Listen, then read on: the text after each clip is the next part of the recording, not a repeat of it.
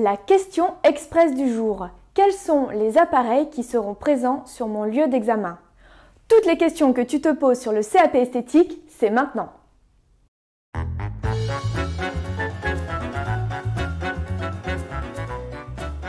Salut mes déesses, c'est Delphine, spécialiste du CAP esthétique depuis maintenant 10 ans.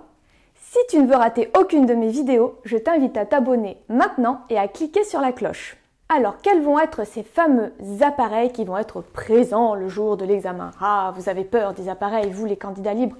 Évidemment, c'est compliqué puisque les appareils, c'est quelque chose auquel vous n'avez pas forcément accès. Et donc, le jour de l'examen, si vous ne savez pas vous en servir, vous risquez de perdre des points. Donc, quels sont les appareils que vous devriez maîtriser un minimum lorsque vous vous présentez au CAP esthétique? Eh bien, le premier, ça va, il n'est pas trop dur, c'est le VapoZone. Donc le VapoZone, sûr et certain, il sera dans votre salle d'examen.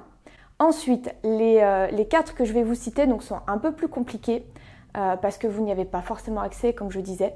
Donc, vous aurez normalement l'ionophorèse qui sera présente. Vous aurez l'appareil haute fréquence qui vous fait tellement peur aussi, l'appareil haute fréquence. Ensuite, vous aurez le dépresso aspiration et enfin vous aurez les ultrasons. Donc normalement vous devriez avoir accès à ces 5 appareils le jour de votre examen. Si tu as appris quelque chose aujourd'hui, clique sur j'aime. Et si jamais tu as des questions qui n'ont pas encore été posées, je t'invite à les mettre en commentaire et je me ferai un grand plaisir d'y répondre. Et enfin, si tu connais des déesses qui pourraient être intéressées par cette vidéo, partage-la sur tes réseaux sociaux.